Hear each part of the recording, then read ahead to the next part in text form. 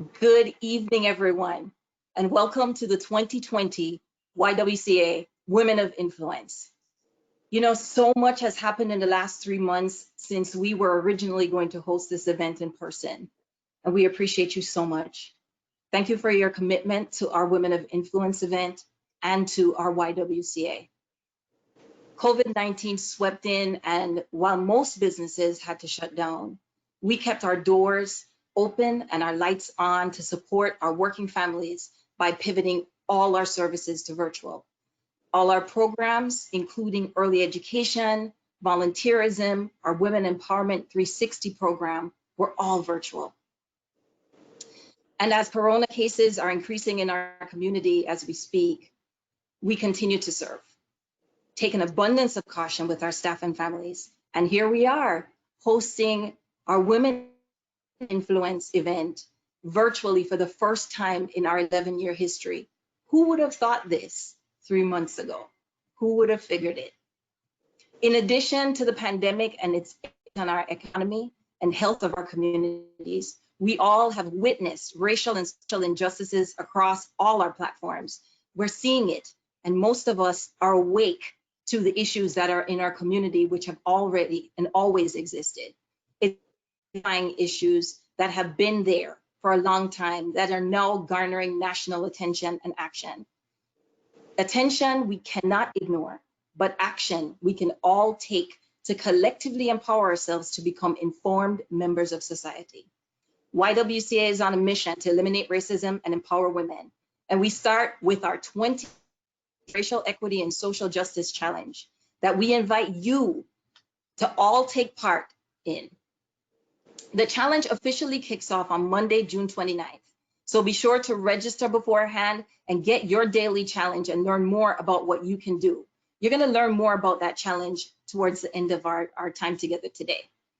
This year, our YWCA is celebrating its 100th anniversary in South Florida, a feat that we feel is achieved only by organizations that are committed to evolving with the needs of the communities that we serve. YWCA has been at the forefront of the most critical social movements, offering life-changing services, supports, advocacy across Greater Miami. This week, we are happy to announce that our organization has changed our name to YWCA South Florida. This new name signifies our commitment to the South Florida region, with expansion on our already present programming and service footprint throughout the region, including Broward County. We are excited to mark this major milestone as we celebrate our centennial, and we are proud to show our dedication to making a broader community impact to those in need through our racial equity and social justice work, healthcare access, education programs, and economic empowerment for women, children, and families. In our 100 years, we have worked alongside incredible women who have dedicated their time, their talent, and their leadership, and frankly, their blood, sweat, and tears to eliminating racism and empowering women. We are honored to have you join us tonight in the celebration of our commitment to our community, our courage to stand for social justice, and our compassion for all those that allow us into their lives to walk alongside them on this journey. This event has been supported for 11 years by some legendary sponsors who we must appreciate today. Carrie Benson with Stephen Douglas, Esther Moreno with Ackerman, and Ann McCohen with AC McCohen CPA. They created this incredible forum 11 years ago, and to this day, they have continued to support us, and we thank them for their generosity over all these years. I would also like to thank this year's sponsors that continue to support as well. Holland & Knight, Northern Trust, Bank United, Uber, FPL, and Celebrity Cruises. Thank you so much for standing with us today. And to help kick us off on this evening and get us off on the right leg, I want you to help me welcome my great friend and supporter of YWCA. She's a proud mother of 2 grown sons, and she's a senior vice president and fiduciary advisor specialist at Wells Fargo. In addition to her work helping clients, she spends a lot of her time engaged in her community. She is a passionate executive. She has extensive involvement with United Way, not only in Miami and in Broward, but also nationally with United Way worldwide. Please help me to welcome my friend, Maria Mas-Blitt. Hey, hi, Carrie. Hi, everybody.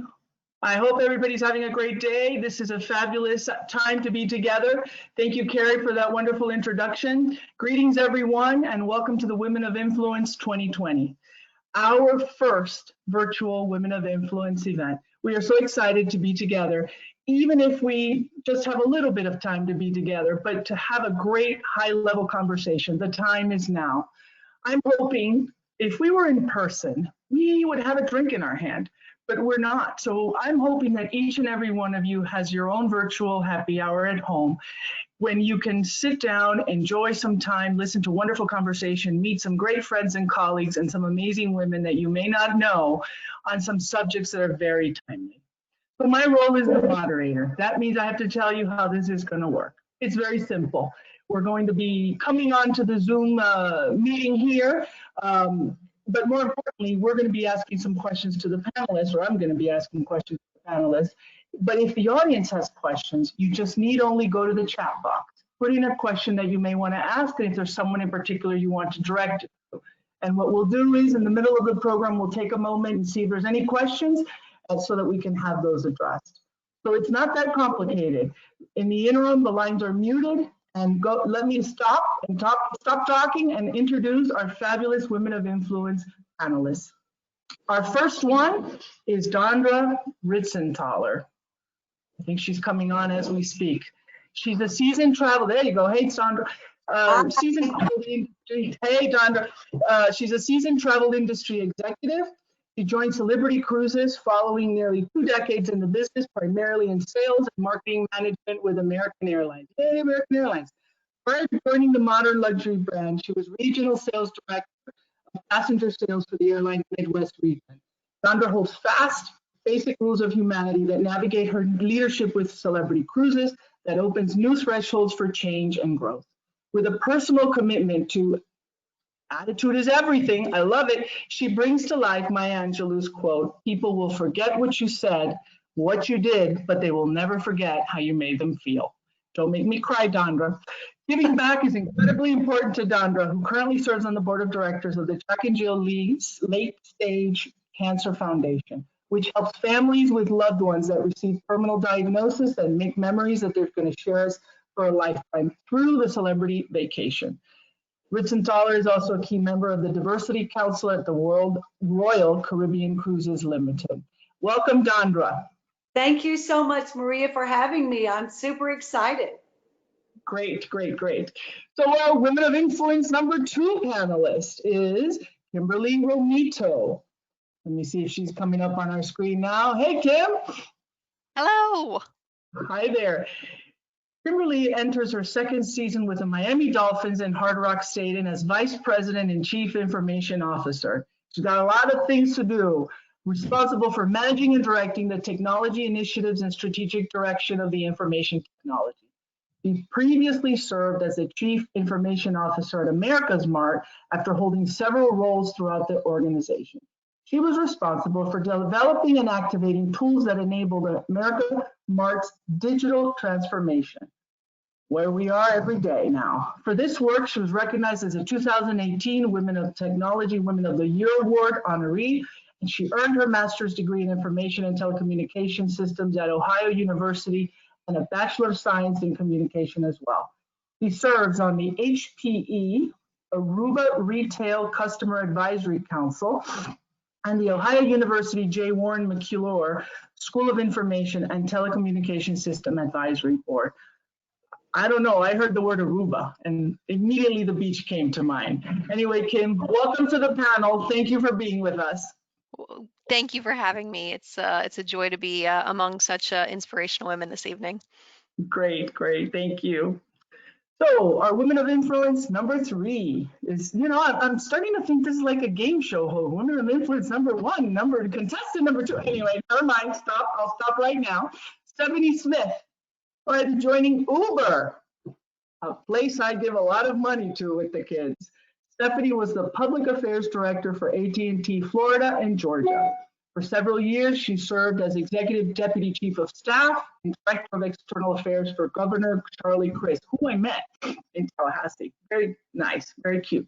Anyway, Smith's government experience also includes employment as a Special Events Coordinator for Governor Jeb Bush and a Business Development Liaison in the Office of Tourism, Trade, and Economic Development. Stephanie is a member of the Orlando Economic Partnership Board of Directors, the Florida Endowment Foundation for Florida's Graduates Board of Directors, the YWCA South Florida Board of Directors, anybody heard of them, and the Career Source Florida Board of Directors. Stephanie is a graduate of FSU with a bachelor's degree in political science. Welcome, Stephanie. Thank you. It's a pleasure to be here. Thank you. I've got an FSU in the house, and boy, those are wonderful subjects when they all start talking about that. Welcome, Stephanie. Woman of influence number 4 is Jessica Lynn Way, Esquire. Let's see. Jessica, is she coming on? There she is. Hey, Jessica. Hello. Jessica Way is a public servant. When she was a community prosecutor for State Attorney Catherine Fernandez Rundle, an amazing woman, Jessica took a passionate interest in human trafficking, obviously one of the mandates that Catherine is very much a supporter. She has tirelessly trained stakeholder agencies and organizations on the topics in hopes of educating the public and breaking the cycle of exploitation. The other day I was in the airport and there was a sign in the bathroom. That's what human trafficking is about. Jessica was recently appointed as the District Policy Director for the Office of United States Congresswoman Frederica Wilson. Jessica is married to her loving husband, Richard Way III, and has become a new mother to her first child, Richard Way IV. Congratulations, Jessica. Thank you. Like what, a month old? Yes, exactly. I'm so excited to be here and happy to be the sole millennial. Thank you for letting me represent. We can talk about those kids when they grow up later. She volunteers as a Miami-Dade County Supreme Court judge, is a professor of criminal law at Florida Memorial University, a member of the Miami-Dade County Community Relations Board. Jessica was honored by the Miami-Dade County School Board with a proclamation for her service and commitment to the community. She attended Howard University in Washington, D.C., and graduated magna cum laude with honors and departmental honors in economics. Welcome, Jessica. Thank And you. welcome to Fabulous Ladies. I see they were all wearing red lipstick. I mean, hello, how could we not? We're fabulous. Why not? Right? Stephanie, I should have worn a red blouse like you because then it would have offset my lipstick. That's right. Anyway, so all kidding aside, I know I like to have fun, but this is a serious time. The pandemic, I think we should start with a pandemic because it's absolutely has it's sort of descended on us like a ton of brick. It has changed everything and anything about what we do in every way, shape, or form. COVID-19. And the impact is huge. So we thought, why don't we kick it off by talking about COVID? So I'm going to start with Dondra, if you don't mind. Sure. So, Dondra, how has COVID-19 affected how your home and work life? And we'll go through some of these questions and you can sort of jump in, but I've got some assigned to each of you. Okay. But tell us a little bit about that. Well, you know, it's Go funny, ahead. Maria, and you talked about this in my bio that I think attitude is everything. And obviously, COVID-19 has changed all of our home and work life because now it's one and the same. And so I think what I've decided to do, and I've encouraged my friends and my family and everybody that I can associate with, that we kind of have to look in the windshield and not the rearview mirror. And we have to just look to the future. And if this is the way we're going to do it, then that's fine. And so what we do is, you know, every morning I get up and I get ready just like I used to when I would get in my car and drive to work. And I come and I sit down in my office. I will tell you that one of the positive things that I love very much about it is that I do also, Maria, have 2 grown kids just like you do. And it's nice because when I get that 20-30 minute break for lunch, I actually get to be with them. So for me, I'm finding the silver lining in the, in the COVID-19 world. And I think that that's what we have to do is really embrace each other And as women, we have to embrace each other, and we have to figure out a way that this works for us. And so, I shut it down at 6 o'clock, or I try. And then, I go and I take a walk with my dog and my kids and my husband. And I find that I'm actually finding a way to make, lemonade out of lemons. And I'm finding that I'm starting to like and get used to the new world. But at the end of the day, I still surround myself with positive people, and I still have the right attitude. And as a result, just like in this fabulous event that we're doing tonight, we're still together even though we're far apart. So what I want to know is, when you get dressed in the morning, are you wearing gym clothes like I wear every single day? No, I think that's part of what you have to do. I think you mentally have to say, I'm at work now. I can't promise how I look from the waist down, but from the waist up, I'm ready to go. Okay. Oh, so because you're wearing shorts underneath that fabulous blouse. Okay, I got it. But those are the fits. I got it. It's okay. Nobody needs to know that I'm wearing shorts under this fabulous blouse that I got here. But all kidding aside, excellent point. People are finding out more and more about the families that they really never had. And we won't talk about the negative. We're going to stay on the positive, which I think is important. And along those lines, the positive is, all of the organizations that we work for have changed what they're doing and how they're supporting. So I'd like to throw that out to Kim. Where is Kim? Here she is on my screen. Tell us a little bit with the Dolphins and, the season that's coming, and, what you do in digital and all of that. What are they doing to support the community during this time? So I'm incredibly proud of the work that Hard Rock Stadium and the Dolphins have been doing. We have operated as a federal testing site. We are still operating as a federal testing site. We have cars lined up every morning, and unfortunately, those cars have been more numerous as of late. Our partner, our concessionaire partner, Centerplate, has been contracted to provide over 500,000 meals for those in our community that are facing food shortages. And our owner, 500,000? 500,000, yes. And our owner, Stephen Ross, his brainchild was really that we need to do more than that, and that we need to we started a program that we're providing 1,000 meals a day in the South Florida community, so people can get a voucher, come drive up, get a nutritious meal, and make sure that they have sustenance. Because it is a tough time. I mean, there's people who are without work. There are people who've been impacted, in their health. So we need to do what we can.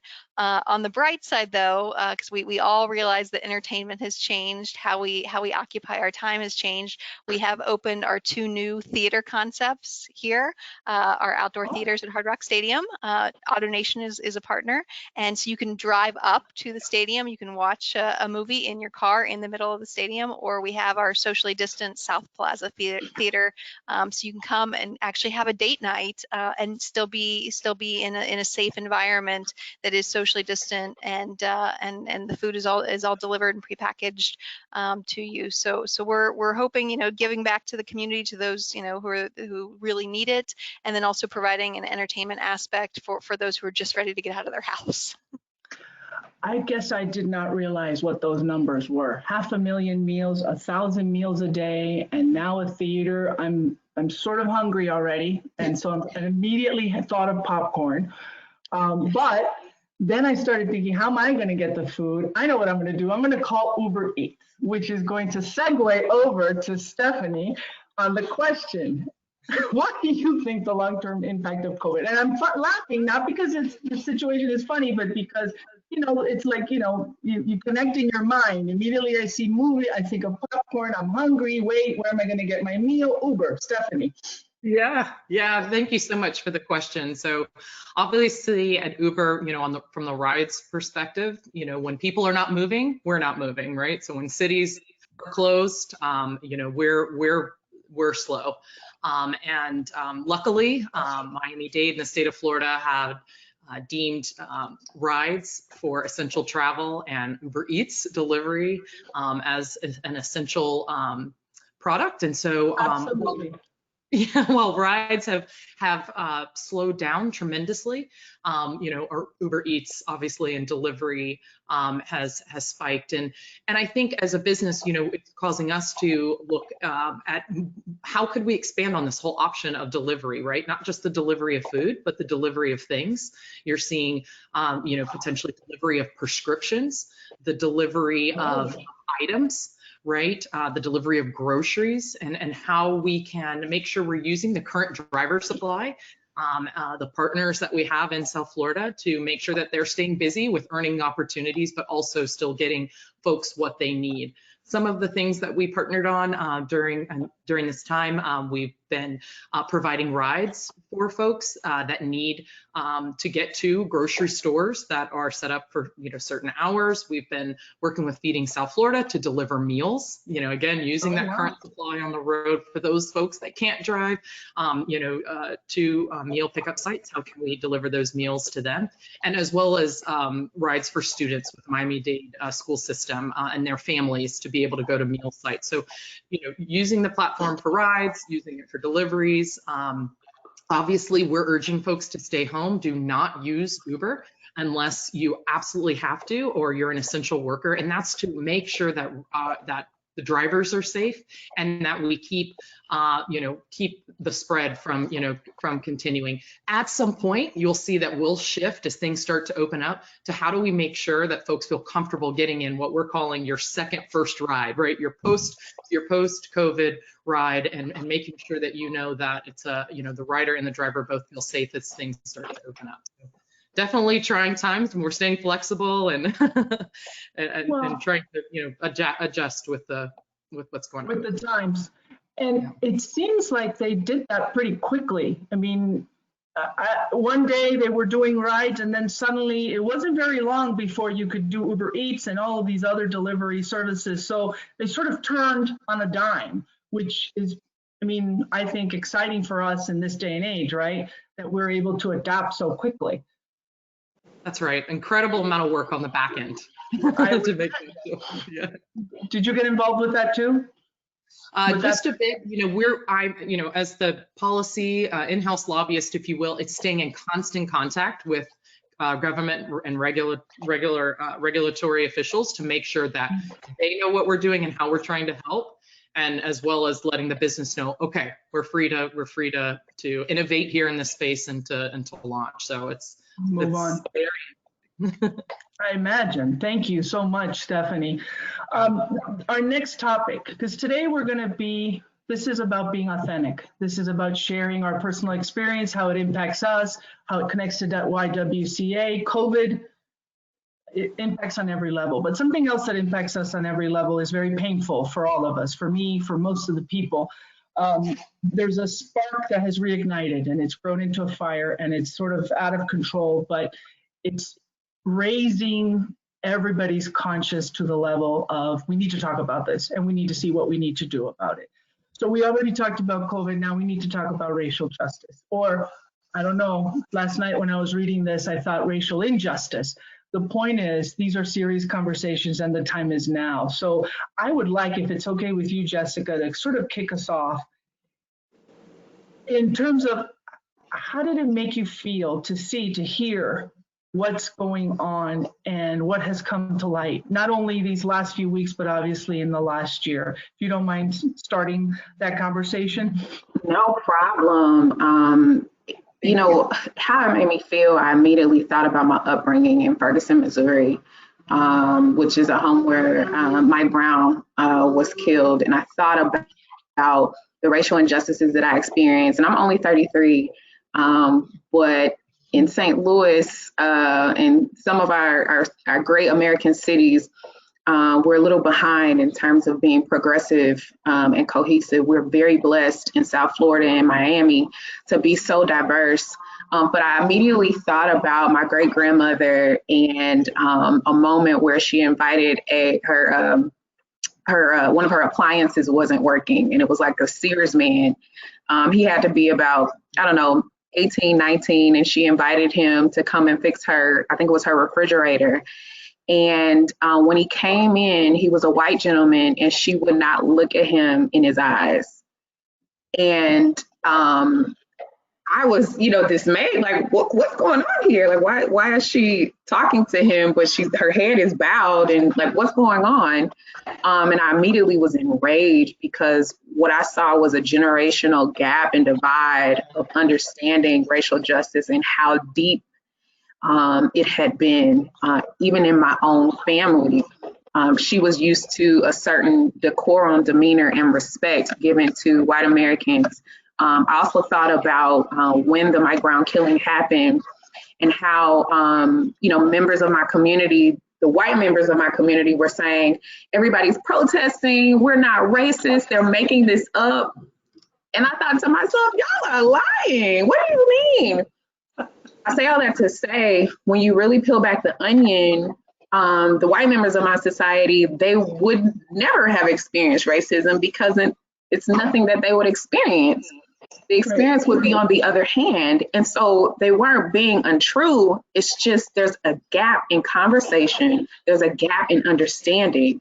And so how I feel is that this has created an opportunity for us to discuss and for us to have dialogue that is absolutely necessary. And I'll end with saying that going along with the backdrop of COVID, where everyone is taking a pause, I think it's created the perfect storm for everyone to be completely engaged and completely locked in to have this uncomfortable conversation. So I'm happy to be here tonight and have it.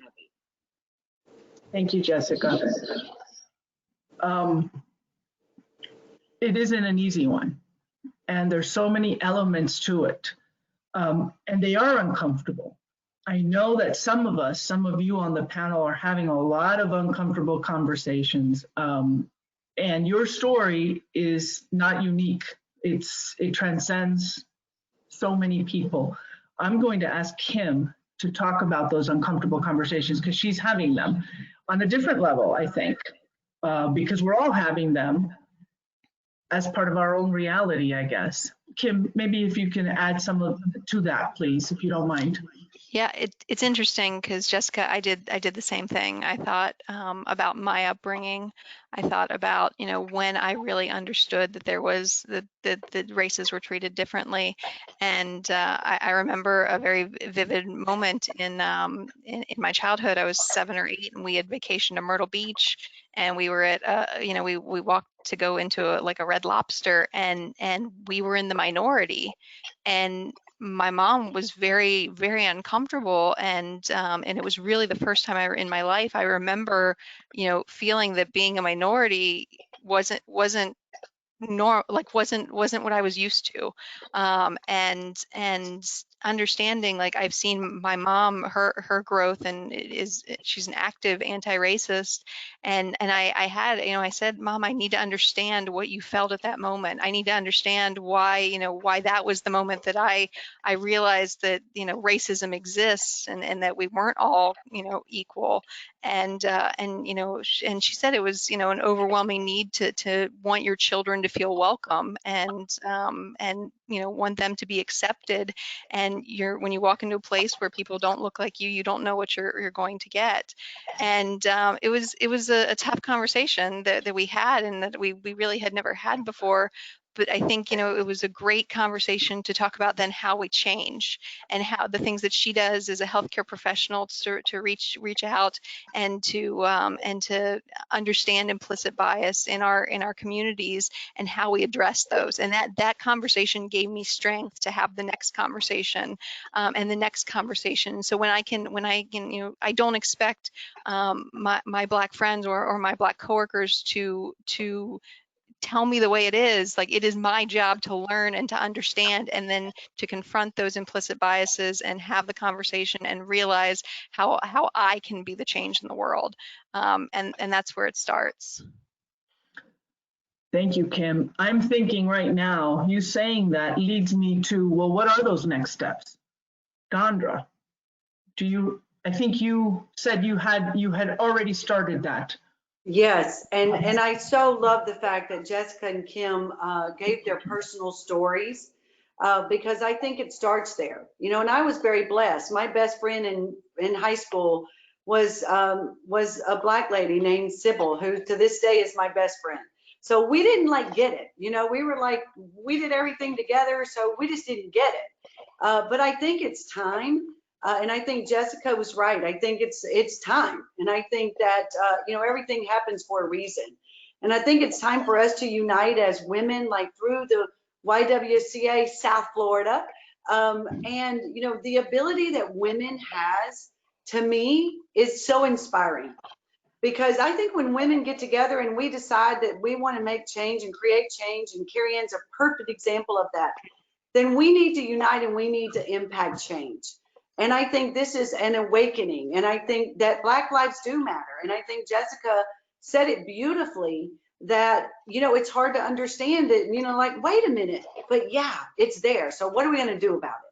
So at our headquarters, I'm so honored to be the leader of the diversity and inclusion teams at Royal Caribbean Cruises Limited. And we just started our first, held by our chairman, our first town hall to actually talk to the African American employees in our company and say, what can we do better? What are we missing? We actually just launched a toolkit on how we're supposed to be handling and talking and learning about this. And we have a diversity and inclusion team that actually, you know, is a part of this. But let me just tell you, I don't think, Maria, that's enough. I think we all have to do everything that we can do. And that's why I love Carrie Ann's challenge about the 21-day challenge. And I think it's all of us doing these things. And I'm so honored and grateful to be a part of this organization and this panel, because we all have to stand up, unite, and really influence change. And I know that I'm committed. I know that the other panelists and everybody at the YWCA South Florida is all committed to doing that, and you can count on us. Thank you, Dondra. Stephanie, I don't know if you have anything else that you'd like to add to this, just in terms of your thoughts and experience and how you felt. Yeah, I will just say, so from being a mother of a Black young man that is about to go to college, you know, I will tell you, it is something that has been it's a range of emotions, right? From going from being heartbroken to being angry to then just being exhausted, right? And thinking about how I equip him to make sure that he is prepared for life outside of my safe home that I feel like I've built for him.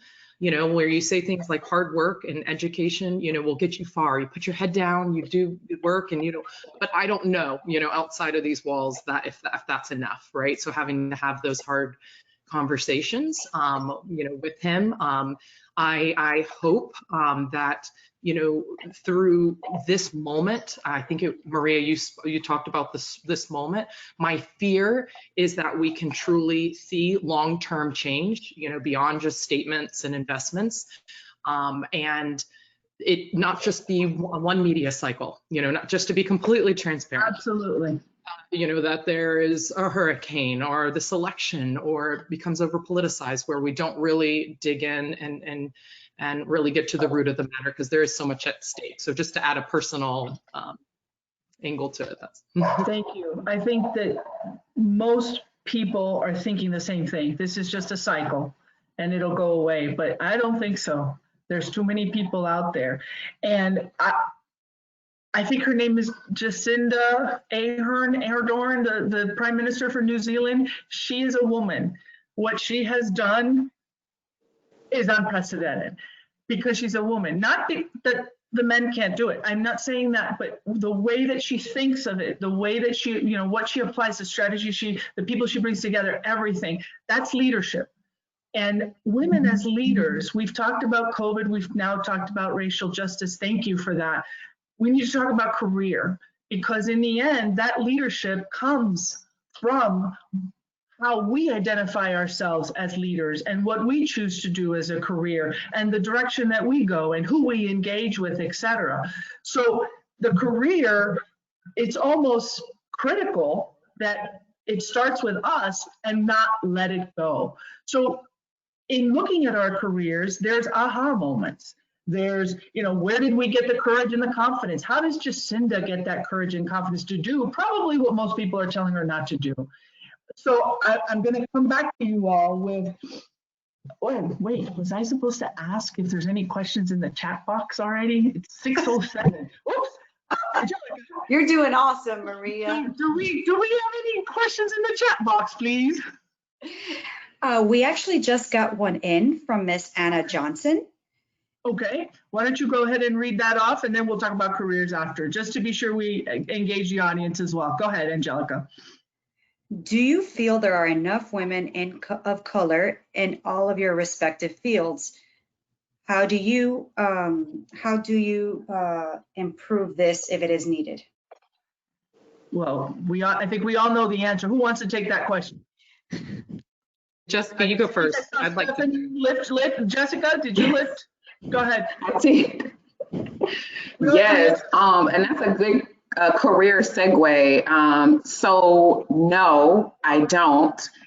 In the legal field, Black women represent a completely disproportionate number than what we actually represent in the community.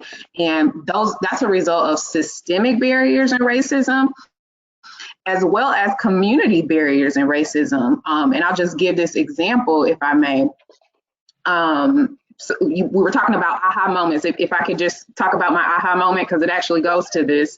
Yep. My aha moment in my career was when I was community prosecutor at the Dr. Dorothy Bendros Mendengal Center. We were doing a partnership with a circle of brothers, and a member of their ex-felon program said, "My sister, I hate to see my sisters in the prosecutor's office. I just feel like you would be so much more well served defending us, because this prosecutor's office has been seen as oppressing us." And there is a stigma of minorities being involved in systems, government offices that have typically oppressed or have shown oppression to minorities. And so I asked him, I said, "So you envision a state attorney's office with no Black women at all?" And of course he chuckled and said, "No, not at all." He really thought about what he said. And I said, "My brother, I have to be here. I'm representing us. I bring not only a perspective, but I bring a vision, and I bring my experiences." You know, I'll never forget a judicial hearing where an African-American prosecutor, there was a evidentiary hearing where the term, "I'm gonna put your face on a t-shirt," was being considered whether or not it was being led in a trial or not. And the judge said, "State, I'm gonna put your face on the t-shirt. Why is that material? Why is that important?" Well, in the community, "I'm gonna put your face on the t-shirt" is a threat to your life. I'm gonna kill you, and your face is gonna be on the proverbial RIP, letters in this particular minority community. Well, if that judge had never interfaced with that Black prosecutor to be able to explain a threat and whether or not that threat was going to be allowed in a trial, you see how material that is. And so inclusion is not only important to representation, it goes back to what Kim mentioned in that experience in the restaurant. When someone has experienced injustice, whether it's a victim or even someone who has done wrong, when they step into that courtroom or they step into that boardroom and they see faces, none of which look like them, it has a terrible impact on their decisions, and whether they're amenable to the system. So to answer your question, the way I think that we can change that is encouraging people to get involved in things that they're not comfortable with. We're hearing outcries about police. Encourage minorities to become police officers. Encourage minorities to become judges and prosecutors, because the only way you're going to influence the system is within, not yelling and begging from the outside. Become a part. I think her name was Anna Johnson, who asked that question, Angelica? Yep. Was that right? Thank you, Anna Johnson, for that question, because, well, first of all, it was a perfect segue. Second of all, it provided exactly the type of energy and discussion that we wanted to have today. And third of all, it answered our first question about your aha moment. Thank you very much for taking that. But The aha moment and what you've done since your aha moment and what we're doing today takes courage and confidence. And we have to self-motivate. Who wants to take, I think, Dondra, did you say that you were okay with talking a little bit about where you find yours? And then maybe just some of the others, I'd love to have you chime in as well. Dondra, tell us where you get them from. Well, I'm very blessed. And Jessica, thank you for sharing that story. It was incredibly beautiful, like super fantastic. So where do I get my motivation? I feel very blessed in my life because I do really believe that attitude is everything. And now you've heard me talk about that twice, but I really believe it. But I will tell you that I get my motivation first and foremost by God. Second of all, by my family, my husband, my 2 kids, and my 2 animals. They motivate me every single day. And then thirdly, is I have been blessed to have people in my life since I can remember that have been mentors. And this is something I think is very important for every single person that's listening in on this panel, is to find that person in your life outside of your family that can mentor you and guide you and teach you and care about you. Because just like Jessica said, that she was able to give perspective. Those individuals in your life that are your mentors give you a different perspective that make you a better version of yourself. So all of those things combined motivate me every single day, and I feel very, very blessed in my life. So whether it's COVID or whether it's something unfortunate that happens, I so feel like I'm so blessed, and no matter what, we're going to find a way to make it positive, and that's what we want to do with what's happening in the world today. Thank you, Dondra. I'm going to ask Stephanie and Kim to add to that, because motivation and what motivates Dondra and what motivates Jessica and each of us is going to be different. And a mentor is absolutely great. I used to say that, my mother would listen to every single friend of hers and their advice for financial before she would talk to her daughter, who is in the financial.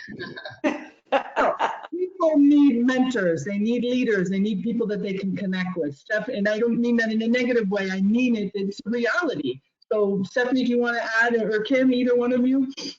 Yeah, I'll just say, briefly, I think, I've had a bit of, imposter syndrome, if you will. So believing in myself and having confidence that I belonged at the table, that I belonged in the positions that I've been in.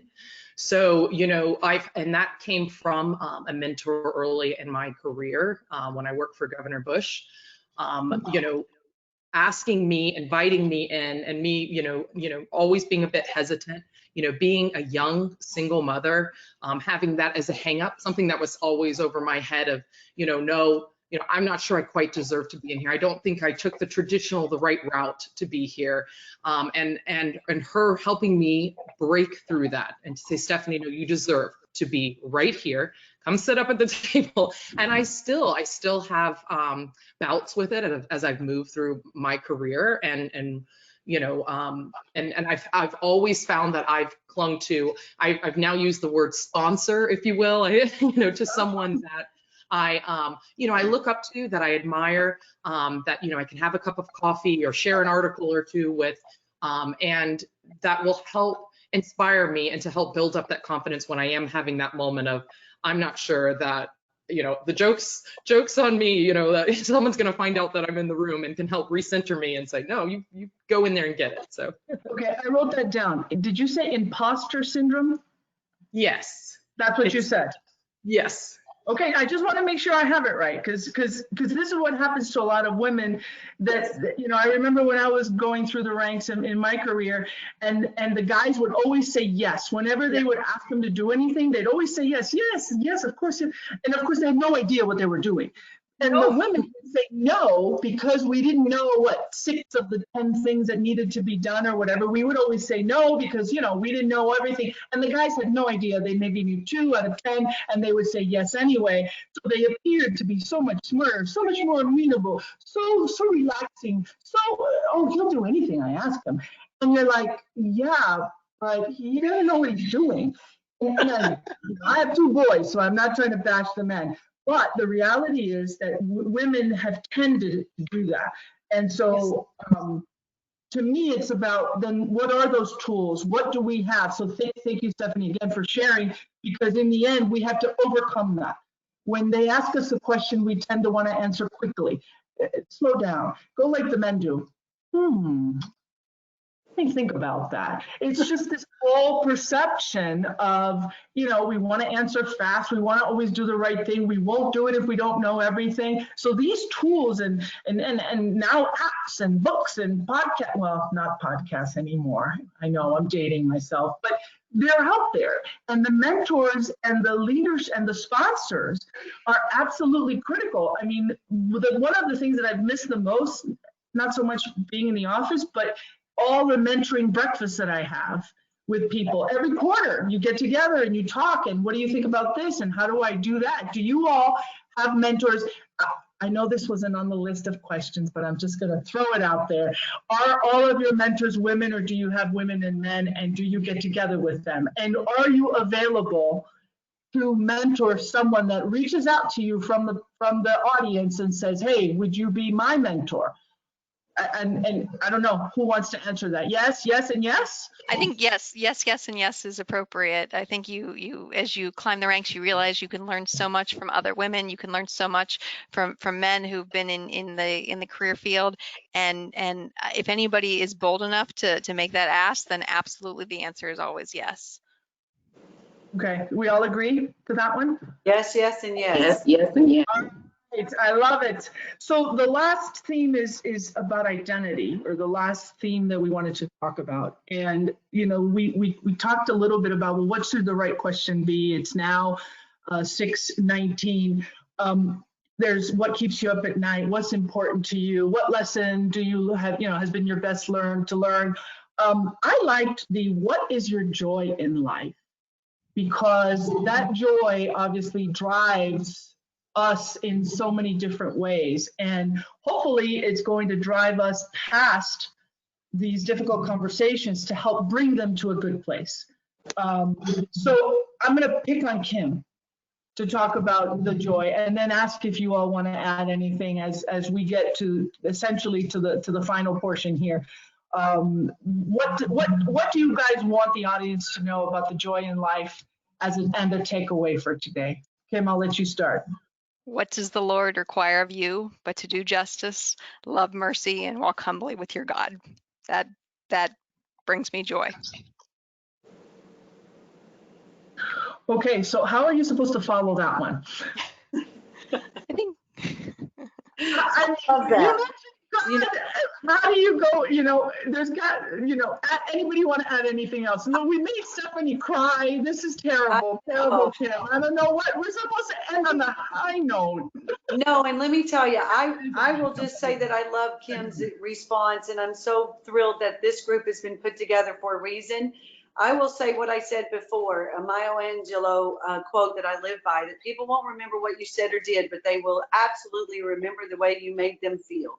And I hope that we have all made you guys feel good, and Maria, you as well. But our job on this panel is to let every single person out there that's listening know how valuable they are, and how important they are, and how special they are, no matter who you are and where you come from, and that we hope that we made you feel special.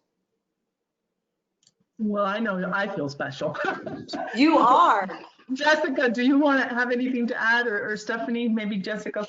Yes, just with joy, and we gave so many interesting backdrops. Find joy in whatever makes you happy. As long as it's, not hurting anyone or yourself, if it is being your authentic self, if it's wearing your hair kinky, if it's being, proud of who you are, find joy in whatever makes you happy and be unapologetic about it, because your joy, I'll follow up, Kim, with the joy of the Lord is my strength. That happiness, especially for women, that happy place and having it and being able to find it is so key and critical to us being providers, nurturers, and, making the world go round. So whatever it is, just be comfortable investing in that. Thank you, Jessica, Dondra, Kim.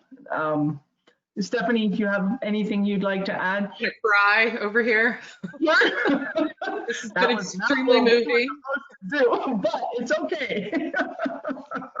So the joys of life. We all support our community. Some more, some less, some way more, in different ways. Some serve on board, some serve in civic. That's why you're on the panel. To me, there's a lot of joy in so many things, motherhood and all of that, travel too. But giving, and not only financially, but giving of your time and giving of your energy and giving of your volunteering, I think is probably one of the other important things that we want to come across here. And that does start with God, because I'm hearing my mother right now tell me all the things that she used to tell me. And how do we, I mean, we heard Carrie Ann talk about the 21-day challenge. YWCA is the perfect organization to take that on. And I think that we raise some great issues. And I think that people are going to reach out to us, to the panelists especially, to help talk through some of those and get a sense of understanding what's happening so that they can get through it and help at the next step. But I know that one of you has already started in terms of giving and helping that support. Is that Kim? Yes, yes. I want to take a minute before we segue back to Carrie Ann to help showcase that for us.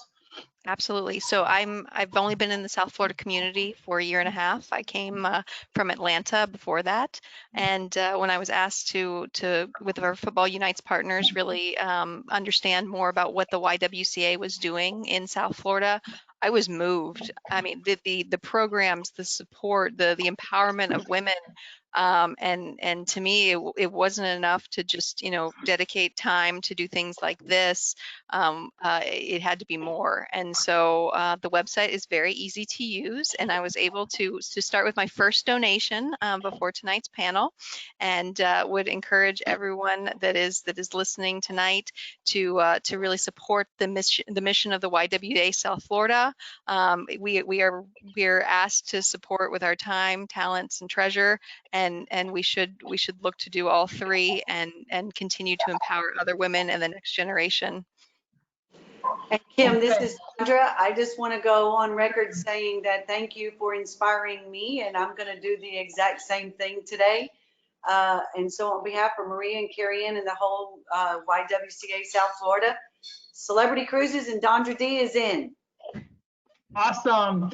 I set up a Facebook reminder about today's panel, and I set up a donate button, which I had never done, and I had 2 people give to my own little thing there to the YWCA. So if I can do it, I'm a baby boomer. I'm the last year of baby boomer 64. If I can do it, anybody can do it. Anybody want to add to that, Stephanie or Jessica? Of course, yes. Not only through corporate giving, but personally, this organization has already done so much for me personally and professionally. So I look forward to paying in and donating in order so that this mission can continue, beyond and into this 100-year anniversary celebration. Thank you, Stephanie. Jessica? Agreed. I'm looking forward to it. And both, as you mentioned, there may be, especially with everything going on, there are ways that you can support, anyway. Thank you, Jessica, Stephanie, Kim, and Dondra. It is now my pleasure to turn us back to bring back the great Carrie Ann Royce, who every single time I wear my Apple Watch and somebody looks to see why my little thing is on the left side, I talk about you. So thanks, everybody. We're logging off and leaving you with Carrie for some important final announcements. Thank you so much. Don't go too far. Don't go too far. Thank you so much, you guys. That was, I don't know, I had some great takeaways. I'm going to tell you what I heard. I heard, look in the windscreen, not in the rearview mirror. I heard there's a drive-through theater at the Hard Rock, a drive-up, and I got to go check that out because I thought that was a brilliant idea. I heard uncomfortable conversations need to become the next comfortable. Get with it. Get uncomfortable. Get in the conversation. I heard my brother, I have to be here. I have to be here. I love that. I also heard mentors make us better versions of ourselves, and they invite us in the room. A mentor or a sponsor invites us in the room. I don't know about you, but I didn't have one specific mentor. I had sponsors, and I still have sponsors today. And for those people that I have had the privilege of having sponsorship from, we still have standing Friday cocktail virtually once a month. So I encourage you to continue to do that also. I have one tomorrow. I know who you are. I will be there at 4 o'clock on the dot. And then it is important that you come out of yourself and just ask. You will get the answer tonight. If you chose to ask any of these women to mentor you or to be mentors, just ask. The worst they could say is no.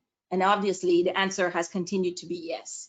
So I want to share a little something with you in a minute about the 21-day challenge. So hang in there and thank the audience for their questions and participation. I think we should have gone back to more audience questions if there were any. And we could still do that. This is our platform. We could do what we want, right? So I want to thank our sponsors. Angelica, let us know if there's some audience questions out there that we want to take. We want to thank our sponsors again: Holland and Knight, Northern Trust, Bank United, Uber, and Celebrity Cruises. And again, we are a partner of Football Unites, and we have enjoyed that partnership, and we love the camaraderie that's built there. Thank you for that platform. I want to thank our legacy sponsors, Carrie Benson with Stephen Douglas, Esther Moreno with Ackerman, Ann McCone with Ann McCone CPA. I want to continue to thank you for being a part of this. When we come back for year 12, we're going to really turn it up because we have some celebrating to do because we miss being in a room with you. I want to echo some of what our panelists said. What does your Lord require of you? That's going to resonate with me. And I saw Stephanie really tear up with that. Again, I want to thank our panelists, Dondra Ritson. I knew I was going to butcher your name, Dondra, your last name. Ritzenthaler. Dondra Ritzenthaler. Great Thank job. you so much. Yay! Kim Romito. Thank you, Kim, for your authenticity today. Stephanie, you shed tears, girl. I'm going to have to come for you for that one because you had me over here too. Jessica Way, I love the voice of young people. Thank you for your authenticity. Thank you so much. And Maria, oh my God, you always just bring the authenticity to the conversation and make sure that you connect the dots.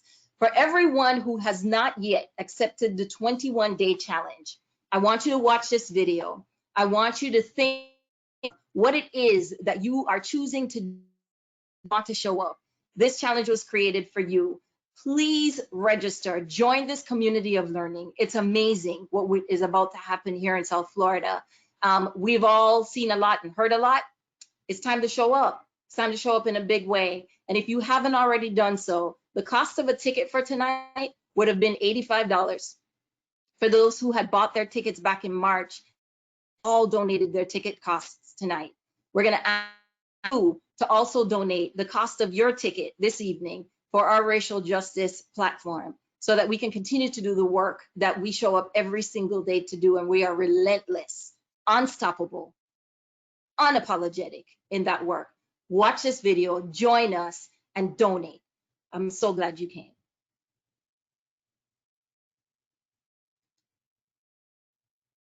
At YWCA South Florida, our mission is to eliminate racism and empower women. So it made perfect sense that we would create a space within our community for you to create a space in your life for 21 days to learn, to reflect, to listen, and to talk. That's the ultimate act, to make pushing against issues and systems of racism and social injustice a habit. Make it a habit.